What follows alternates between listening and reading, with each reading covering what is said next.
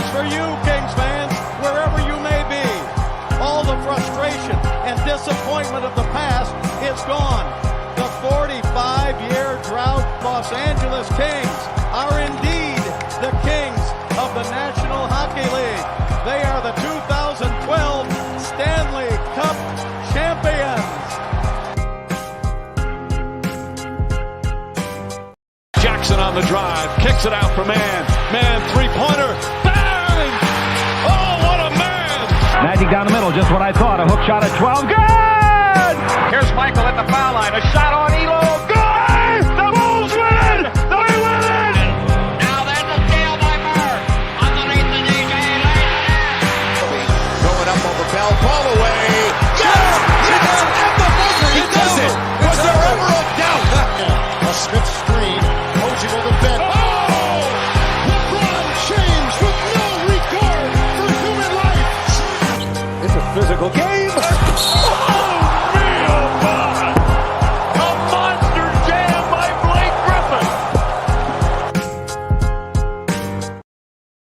What's going on, guys? Welcome to another post-game live here on Dime Dropper for the 2024 NBA playoffs. Before we get started, you already know the drill. Make sure you subscribe on YouTube at Dime Dropper and hit the notification bell for all things NBA and, of course, LA sports and LA basketball. And subscribe on Locked On Clippers if you're a Clipper fan as well for all things Clippers. And that's what we're talking about today. Apologies to everybody because I've been so busy. I've been with my friends from college like I haven't watched all the games. And, you know, the standard I hold myself to is I got to watch every playoff game, man. Every single playoff game. So we're going to still try. We're going to talk about every game. The schedule is like constantly fluctuating, but you know what is on time? So like Laker fans, I really apologize for not going live last night. I haven't watched a highlight, one sliver of your game. So apologies for that. We will be watching tonight though. This is about Clippers and Mavs, man. Game 4, the boys, they stayed alive. Oh my God, I'm on Twitter right now. Dude, guys, come to YouTube. Come to YouTube. Honestly, no, we're not doing Twitter. We're coming to YouTube only today because it's a big live. You're all coming to YouTube or you're not watching at all. Because a lot of haters on Twitter. Fuck you haters. Come on YouTube. Only subscribers can comment. You got to be subscribed. So come here. See ya. Okay. Now, YouTube crowd, how we doing? Let's get some W's in the chat, baby. 2-2. We got a series. Let's go. Okay. So first thing, Kawhi Leonard out. Honestly, everyone was it felt like very for that. And I was too. That's the crazy part. We looked bad with Kawhi. We looked like we were force feeding him the ball. He was clearly not in rhythm, didn't look 100%.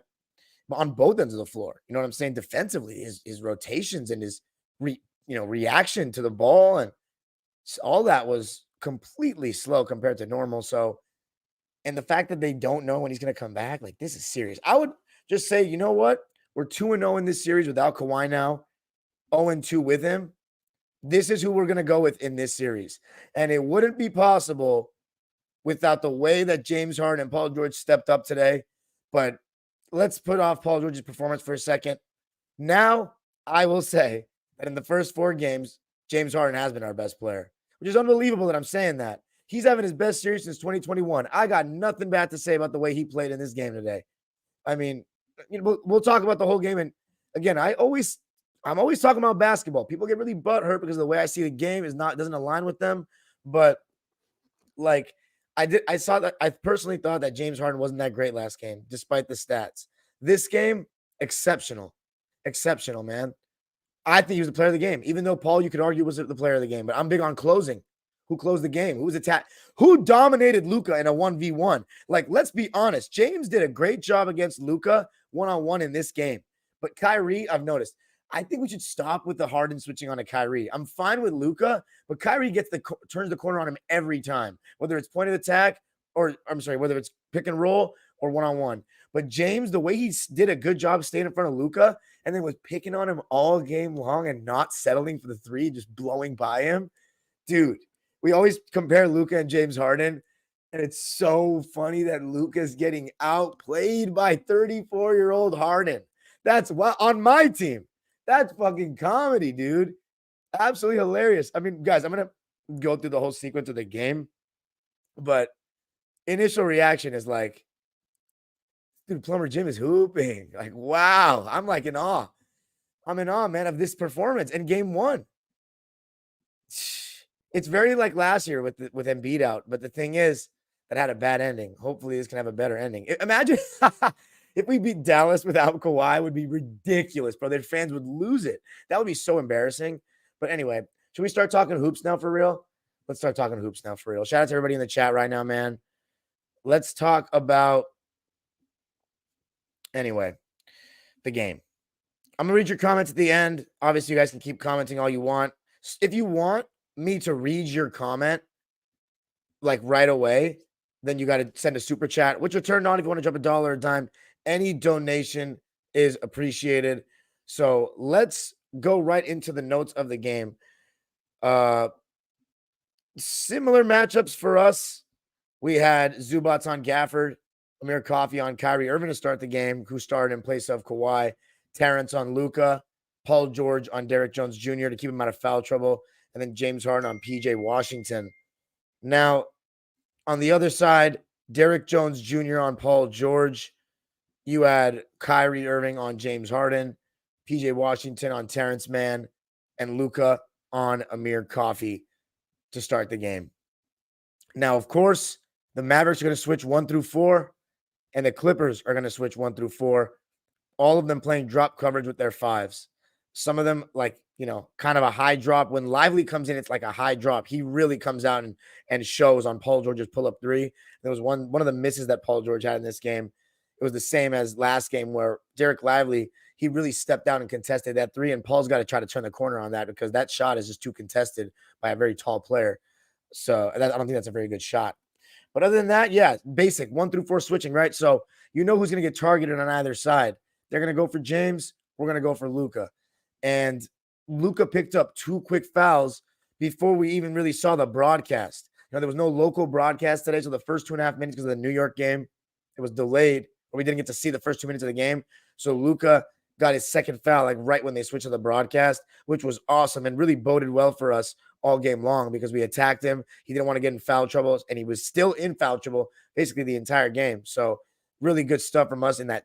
We talked about target ball before the series. That's what we were doing.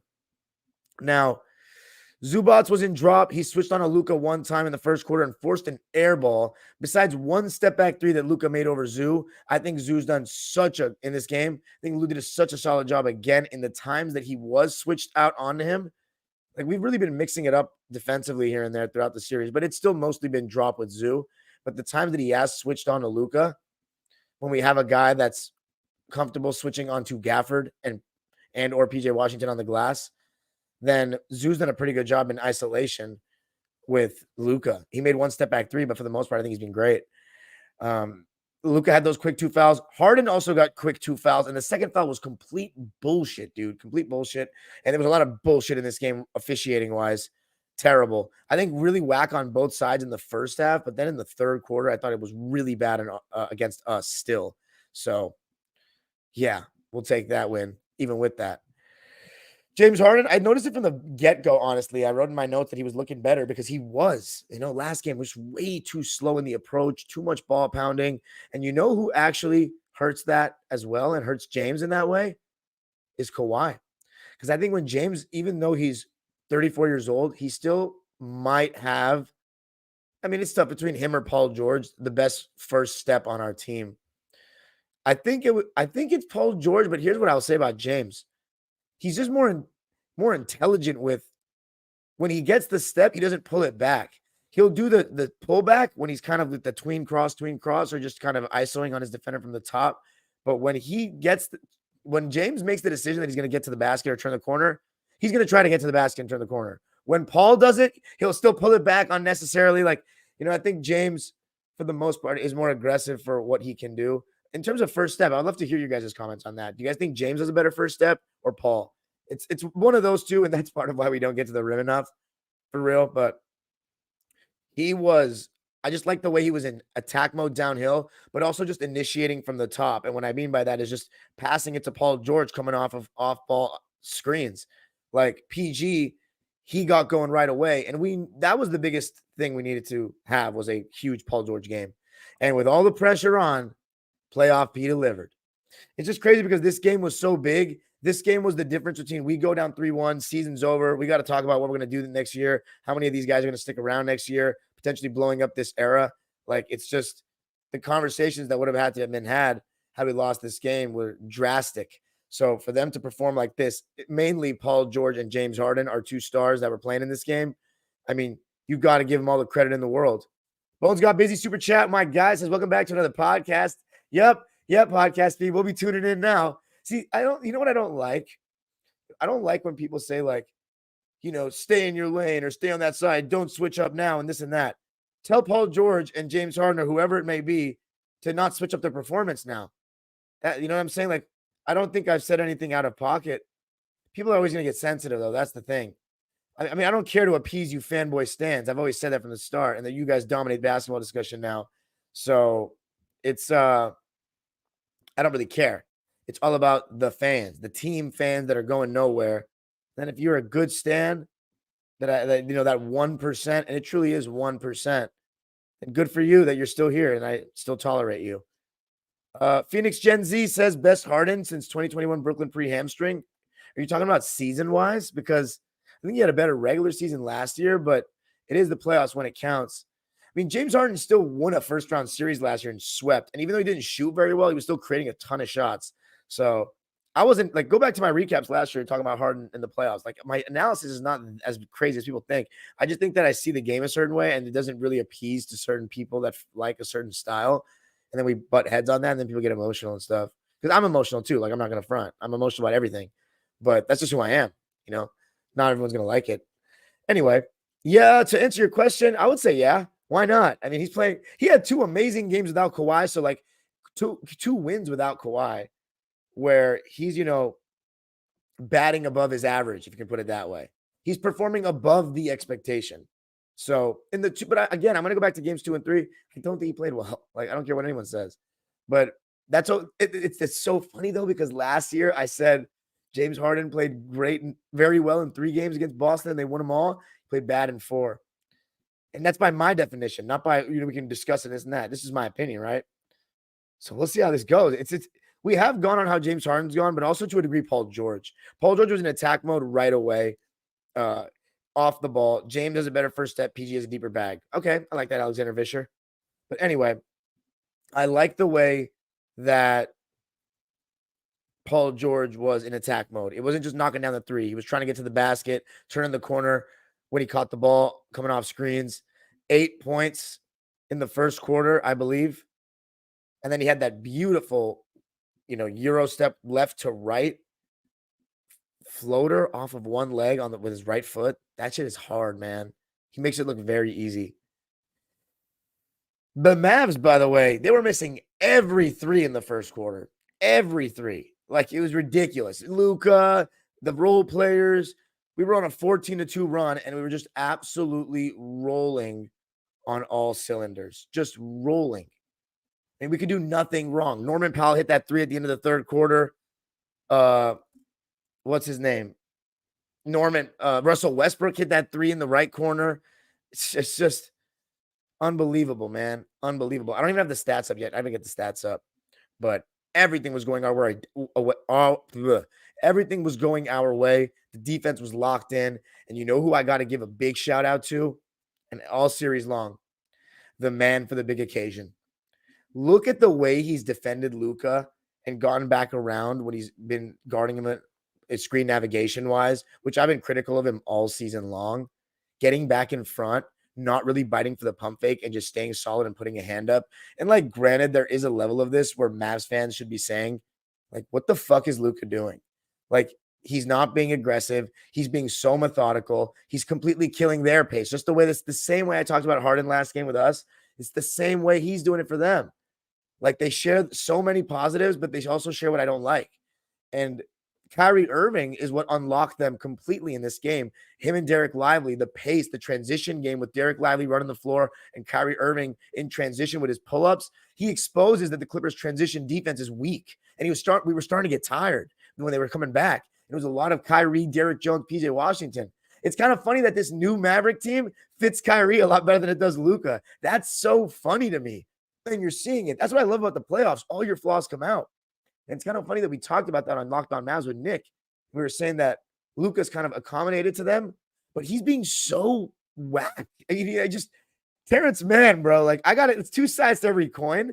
Terrence Mann is fucking clamping that fool. Let's go. The man for the big occasion. Mr. Untouchable. Yeah.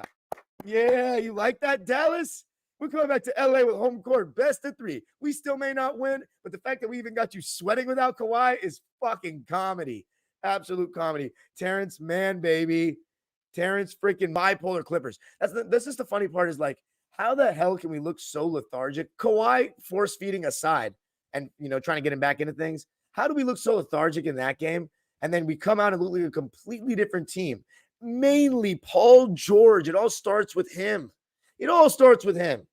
Like, what is bro doing? He's so frustrating, man. I love him, but he's so frustrating. Like, it's just the seriousness, the pep in his step, going to the basket, be aggressive. Turn the corner tighter on pick and rolls. Play more turn the corner tighter when you're coming off of screens. Like, oh man. Stay more engaged defensively throughout the game. All these little things. Just really impressive, man. 8 assists for Paul George in this game. First quarter stats. We shot 65% from the field and 73 from 3. Scored 39 points. The Maverick, man, we were up 39-16 after 1. Dallas, 25% from the field and 0 for 7 from 3. Kyrie was 0 for, actually had 10 points in the first. That's wild. Because after that, it was the other way around. Man, I had something I thought I wanted to say, man.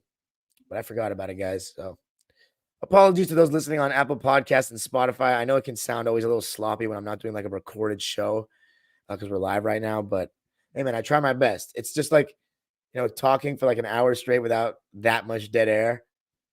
It's a little difficult. But anyway, Paul George, 16 points in the first quarter. Played every single second of it. 6 for 9. He was the man in that first quarter. He was the man all game, but he was the man in that first quarter especially.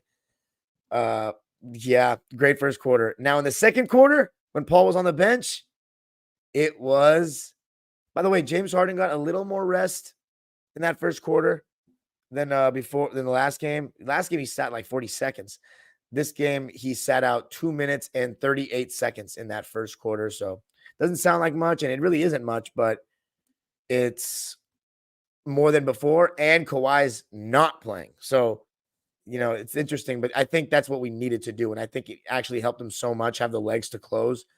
And even though Russ was out of control a bit when he came in and he took a couple reckless shots throughout the game, in the second half, I thought he actually had a really bad stretch. But in the first half, right now I'm just talking about the first half, Russ, he did have some out of control moments, but I thought his defense was really solid. Off ball, on ball. Definitely, there was sometimes we got, beaten off the dribble or didn't do a good enough job navigating a screen. But I think overall in this series, especially, he's been very good defensively for what we need. And he just gives us more athleticism and pace. And it felt like, again, I know it was mostly James Harden with the ball, but Russ, James Harden, both, I think everybody just was able to play with more pace because of no laboring Kawhi. Like, seriously, for all the shit I give James Harden for slowing things down, Kawhi Leonard slows things down a lot. I just live with it because he's so damn good. But man, it's hurting us in this series because Dallas, Nick and I talked about it with the Locked On Mavs previews. You got to keep the defense on their heels. They are a little slow in transition. I'm telling you, so much of it starts with Luka. So much of it starts with Luka. I hope Mavs fans are having honest conversations. I really hope Mavs fans are having honest conversations because Luka, James Harden it started really in the beginning of that second quarter, but it lasted the rest of the game. James Harden was destroying him off the bounce. Like, it wasn't even funny. I love how much he didn't settle. One of my biggest issues with James throughout the course of his career in playoffs is that he sometimes just loves pounding the ball, and he'll stake that step back fucking 3 after all those dribbles when he really can just turn the corner. Like, back in his prime, just turn the corner all the time and get to the paint, because he can really do. His handle is so good. He can do it all the time. But I think sometimes he would get gassed, and that comes from playing that way. Again, it's all basketball criticism from me. Stop being so sensitive. Anyway, he was not settling tonight, and it was beautiful. It was absolutely beautiful. Turn the corner on that slow dude. He's slow. You want to talk about that game 2 he had? He's been playing good D the last 2 games. You got to play D every game in the postseason, buddy. Test him. James was abusing him.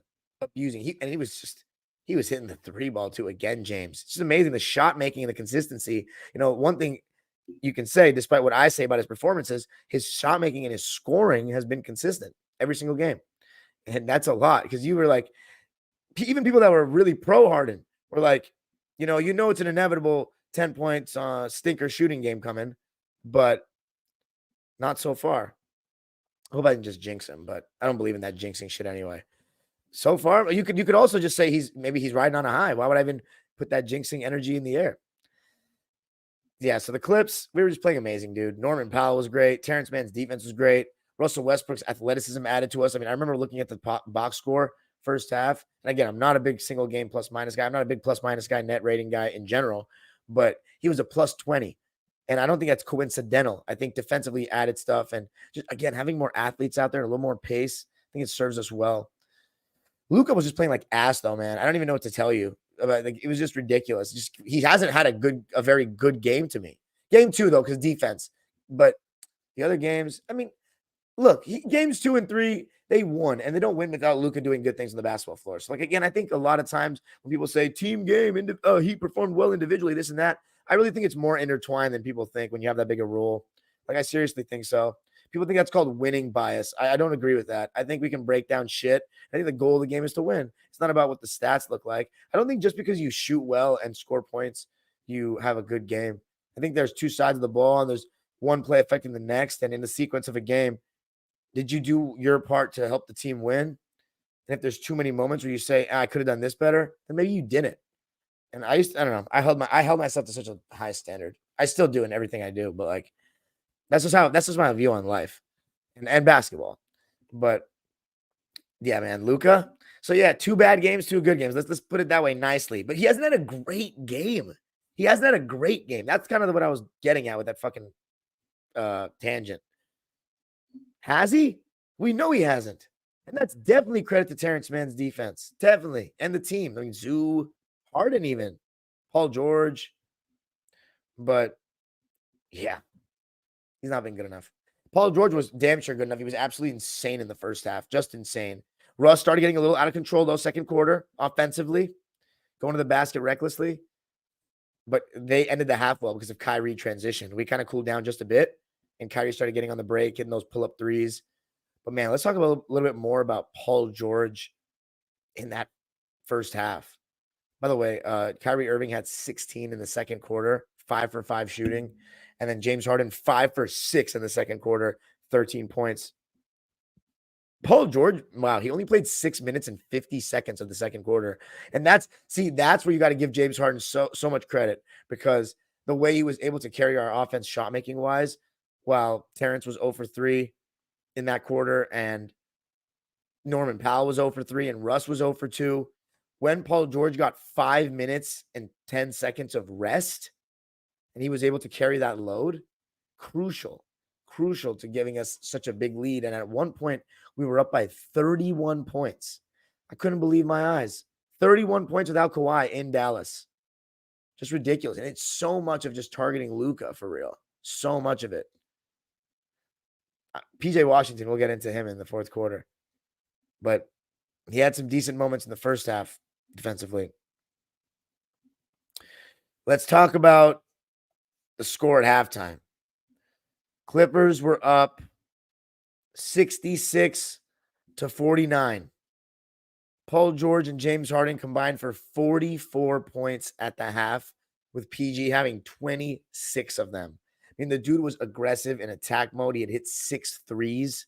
So many of his shots were just contested, like, which is not great process. But again, this is what makes Paul George so spectacular, is that he just, when it goes for him, he's an absolute demigod. Get back, gang, Steve-O. Thanks for the super chat, man. He says, my GOAT, James Harden, finally got some help today. Jesus Christ, you with your narratives. Disagree, my friend, but thank you for the money. I think Zubats got some help today. That's a good first half, man. That's a really good first half. But it was still, 17 after what we had done. It felt a little too close for comfort. Third quarter, Kyrie. Finding James Harden on the switch, Norman Powell. He was even scoring on Paul George, Russell Westbrook, just about everybody. 3-ball, getting to the basket, transition. I've been said that he was going to have a good series this time around because he's in a very functional situation and he's in the perfect role as that second option, but he's been their best player in this series, no doubt. I mean, I don't think I've said some like harsh words about Kyrie Irving in the sense that I thought that when he didn't went missing from his team without telling anybody, and then the vaccine thing, I was just like, bro, like, how much do you want to win that second championship? That's all I was saying. And for me, it's all about championships and winning, and all about it. And I didn't think that. I was just saying, if I was a Nets fan, I wouldn't have liked that whole fiasco. And right now, there's none of that drama going on. And it's just Kyrie Irving, the basketball player, who I think is spectacular and absolutely deserves all the credit in the world for that ring in 2016. Like, people are saying, what has he done since LeBron? Like, okay, yeah, he hasn't been great in the playoffs since LeBron. But what he did do with LeBron is not like everybody can just do that. It's pretty amazing. He was pretty young when he did it. But now you're seeing he's better than he was then, actually. He's more seasoned, more experienced. And he's in a functional situation. And some of the shit he does, like, I love watching Kyrie hoop. Like, I'm not going to lie. I really love watching Kyrie Irving play. He's spectacular. I think he does not do the over dribbling that some of our players do.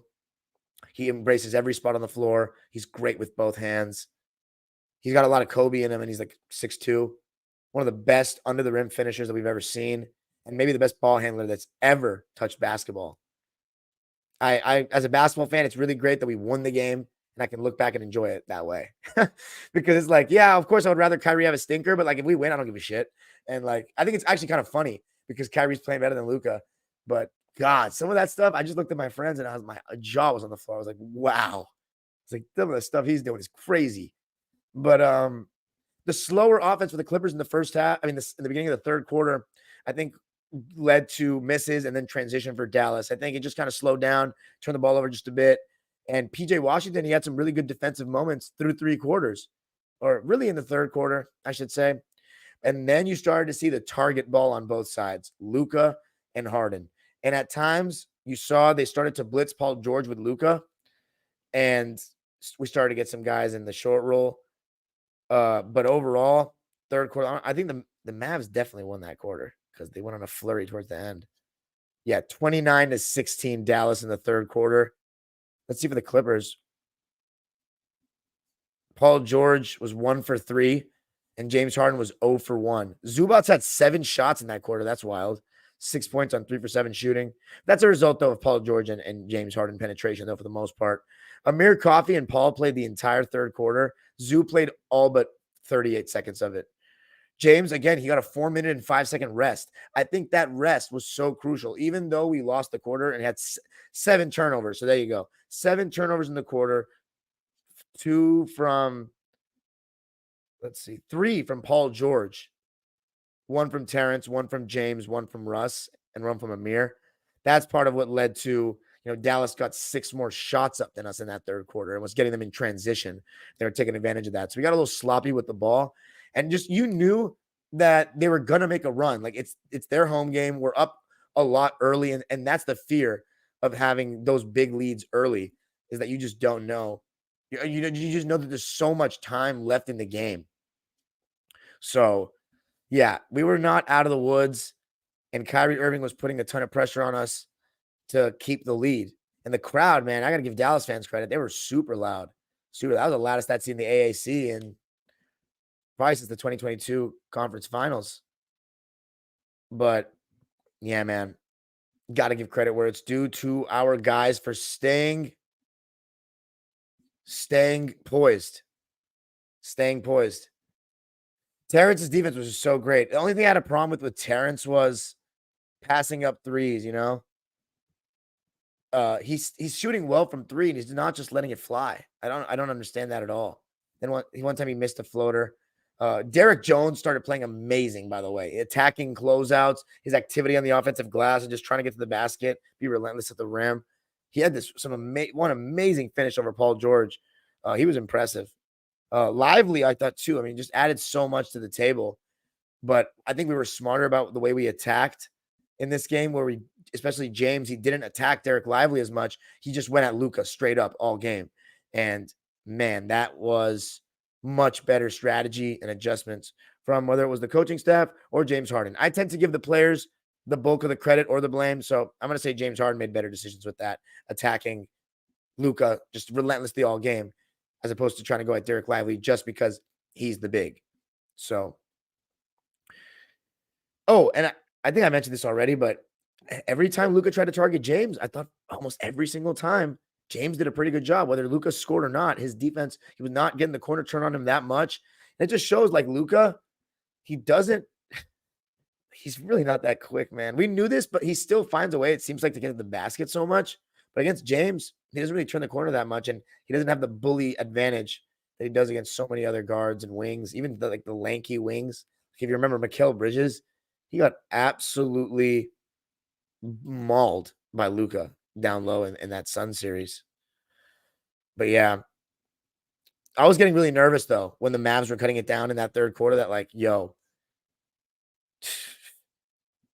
it's what, it's a 78-82 game going into the fourth quarter.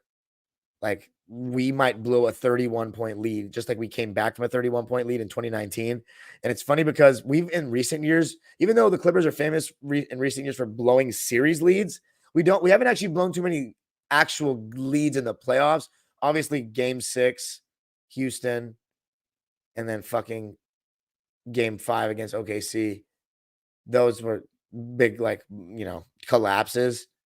But other than that, we are the ones that come back a lot. We have two of the biggest top 5, I think, playoff comebacks in the history of the playoffs. That Memphis game, which is one of my favorite games of all time. And then that Golden State game, which is another one of my favorite games of all time. Not quite as great as my Memphis one, though. Our Memphis one. That was amazing.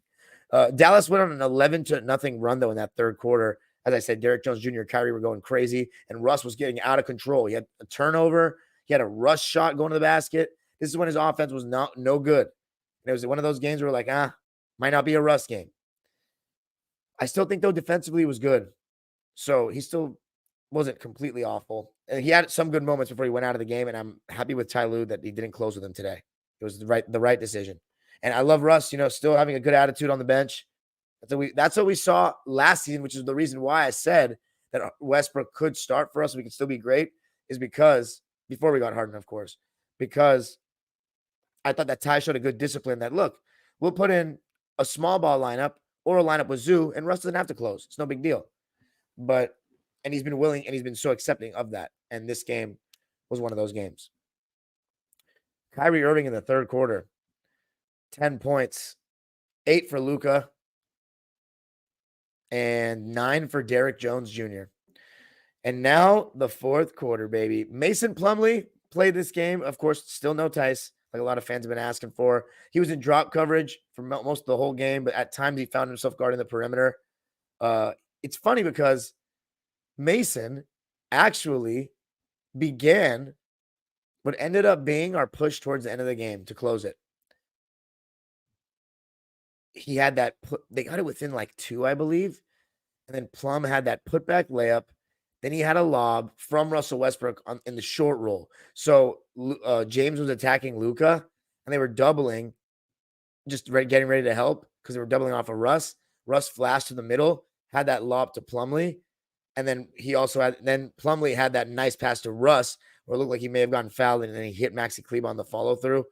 And that was when Russ exited the game after that with 2 solid plays to end it, because it was, man, if he had made some more rough plays, it was on the verge of cost us the game territory. So this was not one of the better Russ games. But I still think he added some value in his athleticism, his tenacity defensively, and the way Terrence and he have taken Luka. Thought Amir wasn't bad either. And then, as I mentioned, Harden, when he was called upon to guard him at times, I think those guys deserve a lot of credit. Mainly Russ and Terrence, though, throughout this series for the way they've guarded Luka. But yeah, Mason Plumlee, I got to give him credit. He definitely helped us. It's all about being able to keep your composure and still find a way to score to quiet down a raucous crowd in the playoffs and a team with momentum. And Mason Plumlee absolutely helped us do that. We went on an 8-0 run because of it. Luka, it's amazing though that Jason Kidd just like basically allowed Luka to switch on to James Harden and Paul George all game. Like at this point, you need to let Russ and Terrence Mann make decisions in the short roll. Like you cannot have Luka guarding James Harden so much anymore. It's just food. It's barbecue Slovenian chicken. Do they even have, what Slovenian chicken? Do they like season it a certain way? They definitely have chicken. I mean, that's what it is though. It's food. Gerber. I mean, Jason Kidd needs to make an adjustment there. Hedge and recover, man. Just despite the bullet. You're gonna have to let us but see that's what the problem is. They don't want us to get in. They don't want to put the defense in rotation, so we get open threes and then we start raining. Is James Harden about to play Luka off the floor? That would be hilarious. I'm sorry, he can never play Luka off the floor because of who he's the franchise player. But it's funny that we're having these discussions. We're like having Luka on the floor with James Harden and Paul. If we just play target ball and Luka's not ready to defend, like the Mavs are just fucked if they have him in the game. Like we're gonna get a good shot every time. You have to pick your poison. Oh my god, dude, I'm having too much fun right now. It's like even if we don't win the series, I think it's just comedy now at this point. That it's gotten to this because the Mavs, they should have gone up 3-1. But anyway, Russ, I said Russ started screening for James. You had the short roll to Plum and the dive off the pass. Norm, by the way, I thought he had some bad moments defensively, but he also had some moments of good hands. He, Amir Coffey, I think James Harden once, Westbrook even at time. There were times where they stole the ball after or tipped the ball away after they got beaten off the bounce. So just interesting, just a way to stay in the play, fellas, way to stay in the play. And then we got to the end of the game. Luka hits a 3 to tie it. Crowd was going berserk. Kyrie had that amazing bank shot. And then, oh, wow, they took the lead. Yeah. With the Kyrie, the sequence. Oh, my God. Well, actually, before I get into that, end of the game, 98-98, 5 minutes to go. Where do we go? James Harden targeting Luka. One-on-one, blowing by him, left and right, off the glass floaters. I've been saying all season, because we've watched every single game, that James has neglected the floater a lot this season. And in his prime, it was floater, layup, or 3. That's what Doris and JJ Baby Dick said it on the broadcast tonight or today. They said it. And that's what I always say. And I hate when you don't target the mid-range game. It's one of my pet peeves in basketball. Again, not personal, losers. I love fucking with the stands. They're just so funny. Anyway, when he embraces that floater, he had a great floater, was my point in Houston. So you got to take it, man. You got to take it. And he absolutely was knocking it down. It was amazing. You love to see that. That's good ball. Don't neglect parts of the floor. Abusing the floater. It was funny. I was seeing people compare him to like Tony Parker on the timeline. It was so funny. I mean, that just tells you that he was taking that floater, embracing it, and making it. And it all starts with blowing by Luka's slow ass off the bounce. And also he had 5 fouls, which is the whole point. Like he can't even play defense if he wants. And I don't know. The Mavs, I don't know if what they said after the game. There were probably some complaints about officiating on their side. I bet you the Mavs fans are so mad that I even mentioned officiating for us going against us in the third quarter because Luka got in foul trouble. But like, cry more. Like, me, I don't really talk about the refs like that. So like, it's a footnote for me. Like, I don't give a shit. I don't make excuses. Like yesterday in the game I coached, I got a technical foul. And it made a difference at the end of the game, man. Even though we got every call after, we made a run after, I definitely cost us the game in that way. Like, I don't make excuses, bro. I don't know that language. I think a lot of people are just so biased, they make excuses. Anyway. Yeah, James, I mean, he did such a great job ending that game. Kyrie Irving's 3-ball, though, when Paul George was over-helping, in my opinion, on Luka, because James Harden had shown that he was able to stay in front.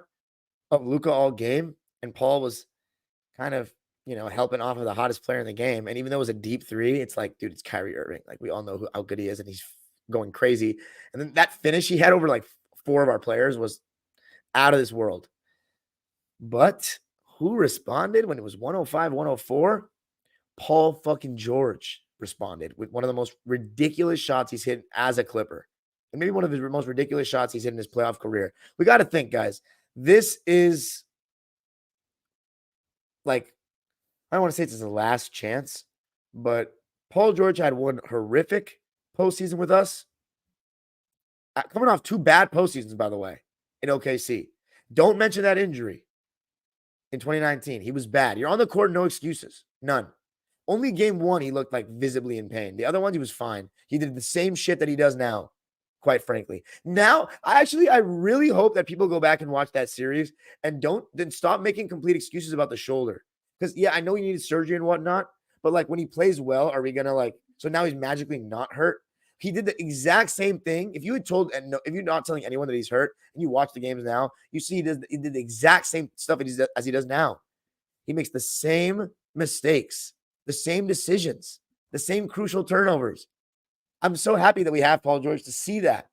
People hated on me so hard that first year when I said, oh my God, I love that we got Kawhi, but I'm a little suspect on Paul George in the postseason because of the last 2 years.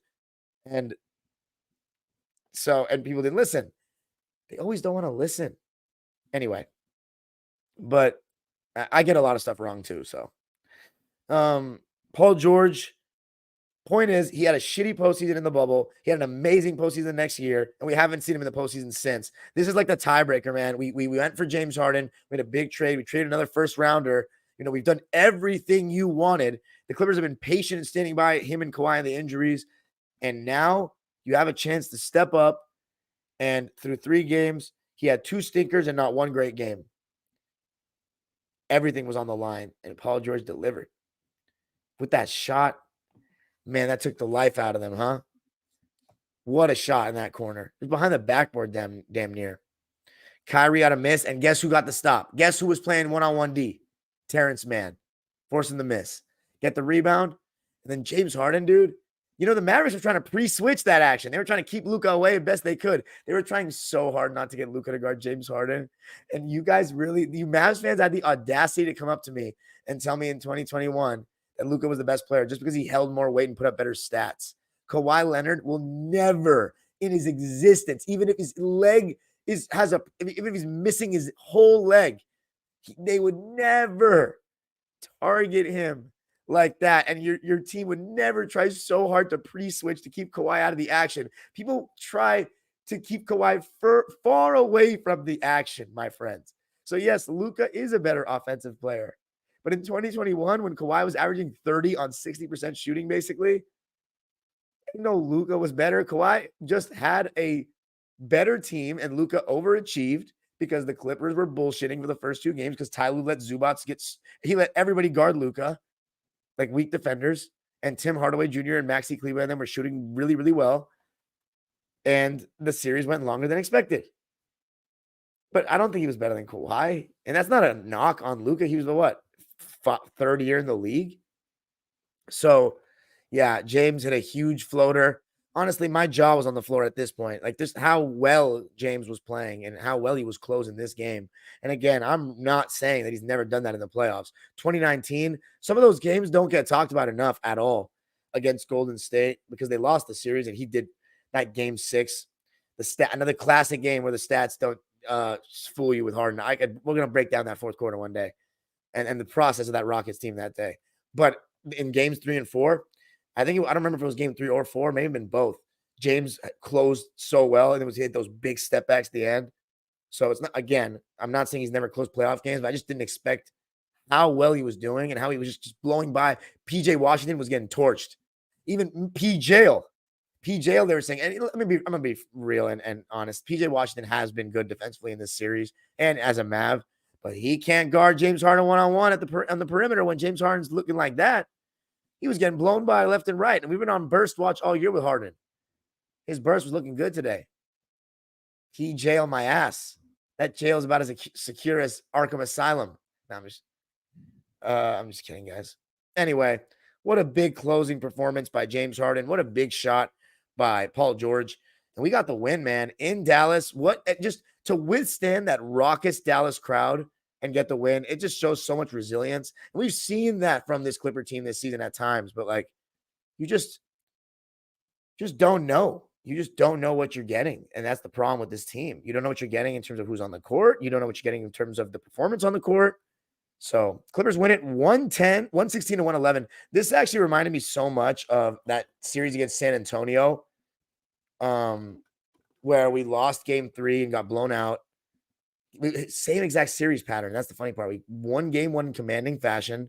I had so much more fun at that game, though, than the game 1 against Dallas. Game 1 against Dallas was sick, but game 1 against the Spurs was electric, absolutely electric. And then we lost game 2 in a close game, just like we did against San Antonio. And then game 3, we got smacked. Not as badly as we did against the Spurs. Then game 4 on a Sunday afternoon on ABC, we got big performances by CP3, Blake, Austin Rivers, when we needed it most. And right now in this game, we got a road game in Texas on a Sunday afternoon on ABC, and James Harden and Paul George showed up when we needed it most. So pretty hilarious. And if that series pattern continues, we're going to lose game 5, win game 6, and then win game 7 on a game winner. I don't know about all that, but now it's a best 2 out of 3. We got to win game 5 or else we could be curtains and Kawhi may not be there to save us this time, but let's see. I mean, can James Harden have another great game? I mean, I think he can. But anyway, let's read the lines, guys. Starting with Dallas. By the way, fourth quarter stats. James Harden, 15 in the fourth. Unbelievable. 34 to 33 in favor of the Clippers in the fourth. Ty Lue said it best. Just win the quarter, we win the game. James Harden played the whole fourth, and so did Paul George and Norm. And Norm, I thought this was his best game of the series for me, despite the stats. See, I don't like those stats. Don't tell the full story for me. Oh, my God. Dude, middle of a live with 230 people in here. Get a grip on reality, brother. Get in the live. I'm just kidding. Get in the live, though. Anyway, sorry for those on Apple Podcasts and Spotify. I know that was unfortunate. Anyway, let's talk about the lines. Sorry about the distractions, guys. Maxi Kleba. Oh, yeah. So that's another thing I want to talk about is that the Mavs went with their small ball lineup and nobody could stay in front of James. So then there was no rim protector in. And Derek Lively, here's what I would do. This is so stupid. I would put Derek Lively out there and switch 1 through 5 because Derek Lively's done a good job on the perimeter on Harden so far. I don't know why. That's the obvious adjustment I would make if I was Dallas. Can he not play more? Is he really still injured? That's what I would do if I were Dallas, bro. See, this is where I'm trying to see the game from both sides, Gotta think strategic. I'm always thinking, brother and sisters. Anyway. Oh, man. Anyway, let's talk about, so Maxi, that's what it reminded me of.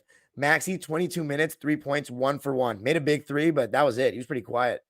And Harden scored on him late, too. Derek Lively played 18 minutes.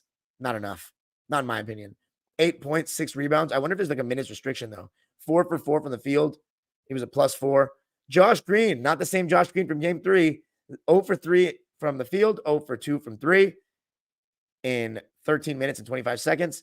The Mavs shot 49% of the field, so not that bad in the game, but 33 from the three-point line, so not great at all. 80 from the line, pretty good. Then you have the starters. Daniel Gafford just played 18 minutes and 32 seconds. Very quiet. Gafford. I can't believe people actually suggested that he's better than Zoo. You guys are ridiculous. Just because he can catch lobs. Zoo is much better than Gafford. Zoo actually has post-game. People don't give a shit about post-game anymore, so everyone shits on that. But anyway. By the way, mods, if you're mods in here and you're seeing people that are trolls in the comments, this is when you actually put them on timeout. There's 225 people in the lives. I don't need to read comments from idiots and haters, guys. Kick them all out. Or put them on timeout. Because I don't have patience for all that. I'm not just trying to be a guy that reads your comments. So we don't have time to waste. Okay, let's talk about who else? Dante Exum. Man, he only played 2 minutes. I'm surprised they're not playing him a little bit more. Maybe to try to guard Harden. But the thing is, if they're going to just concede the switch every time, it doesn't matter who's guarding Harden as the primary defender. If they're going to just concede that switch, then we'll come here, Luka. And that's got to be a reason why he's not playing as well offensively, too. We're targeting him left and right. Left and right. Let's talk about PJ Washington. 10 points, 4 rebounds, 1 assist, 1 steal, 2 blocks. That sounds like a pretty good line. 4 for 9 from the field. But how about this, PJ? 1 for 5 from 3. And James Harden was absolutely cooking your ass, PJ. I need to tighten up that security. 41 minutes for him. I mean, I'm not going to really comment on his performance. I'm not looking at it from a Mavs-sided perspective. I think he was okay. Had his good moments, had his bad moments. Derrick Jones Jr. Thought he was actually pretty good. 14 points. He was a +7 on the court. 14 points, 7 rebounds, 1 assist, 1 steal, 1 block, no turnovers on 6 for 9 shooting and 2 for 3 from 3 in 33 minutes. Very impressive. Then 33 minutes. Oh, he had 4 fouls. I guess that's why. And then the 2 stars. Let's start with Luka. He had a triple-double. 29 points, 10 rebounds, 10 assists. He was a +10, which was the highest of any Maverick. But, man, he was not the best of any Maverick. 3 turnovers, 10 for 24 from the field, 1 for 9 from 3, and all of them are, like, contested. And his defense is just dog shit. He got in foul trouble early and was abused the rest of the game. It's just not good enough at all if you're a Dallas fan at this point. 45 minutes played. Then Kyrie was just spectacular. 40 points, 7 boards, 5 assists. But he did have 7 turnovers, though. So that you can't excuse 7 turnovers. No matter what you do, you cannot excuse 7 turnovers. They had 16 turnovers as a team. They may have had more. It says 16 in the box score on NBA.com, but I think it may have been more. Moth, can you check that for me if they had more turnovers than 16? But, yeah, 14 for 25 from the field, 6 for 12 from 3, and 6 for 6 from the line. And the dude was just really good. Now for the Clips. We shot 54% from the field and 62% from 3 in the game. Oh, my God. I mean, there you go. We had a great shooting from 3 game. You knew it was coming. I say after game 2. You knew it was coming. Clips went 8 deep. Mason, Norman, Russ off the bench. Mason played the least, 14 minutes, and I thought he was very good. He was part of what kept us not afloat, but like when they made a run, he was part of what was the punch back. 6 points, 4 boards, 3 assists, 2 blocks for Mace. Wow, 2 blocks. When I saw Mason get a block, I was like, oh my God. It was this is a different kind of game right now. Super chat from Wattage17. He said, I left a few questions that you'll get to in the live chat. So just wanted to show some love to the channel. Thank you so much, man. Really appreciate that. Really appreciate that. No, I'm talking about the Mavericks turnovers, mods, not the Clippers. Okay. 16 turnovers for the Mavs. Thank you. Anyway, Clippers. Yeah, besides, so Mason Plumlee, loved his performance. I'm still pro Tice, though. I'm not wavering on that, but it's not going to happen. So, Russ, 22 minutes. Wasn't a great game from him, but I still think he did some good things on the court. 5 points, 3 rebounds, 1 assist. Like, there's no stat for him drawing a loose ball foul, going for an offensive rebound. There's none, but he did that, and that gives us another possession. 3 rebounds, 1 assist, 2 steals, 2 turnovers on 2 for 8 shooting, 1 for 2 from 3. So he did what I asked. Don't settle for the 3. Go to the basket. It's funny, though, because he was 1 for 2, so I actually could have lived with 1 more, but went to the basket, went into the traffic, and missed some contested layups because he's been doing that all year and for a couple of years. But I prefer that than the 3s. I just think, funny enough, he was 1 for 2 from 3, so just why not? Terrence Mann. Actually, no, Amir Coffey first. 23 minutes. I think it was okay. He had 2 mid-ranges. His defense was solid. No complaints. Not too much praise. But when we win a game and he plays 23 minutes, he was definitely, you don't pick on Amir Coffey. He's not a liability, so that matters. Not being a liability is actually very relevant in playoff basketball, to be honest. So by the virtue of that and your team winning, you're just doing something right. 4 points, 3 boards, 1 steal, 1 block on 2 for 5 shooting for Amir, 0 for 1 from 3. And then we have Terrence Mann, who played 35 minutes, which you love to see that. 11 points, 3 rebounds, 2 assists, 1 turnover, 0 for 3 from 2, 3 for 6 from 3. So 3 for 9 overall. I just can't stand this about Terrence, that he's 3 for 6 from 3 and he still hesitates on shooting them. Like, bro, come on. You act like you're 21 years old. Like, you've been in the league now for a couple of years. We all want you to shoot better, shoot more. You're shooting well. Let it fly. Then we have Zoo.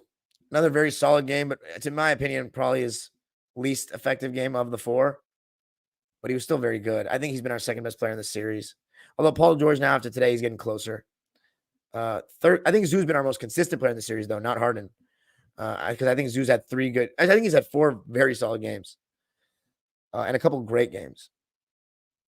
13 points. And I don't think Zoo's had 1 bad game.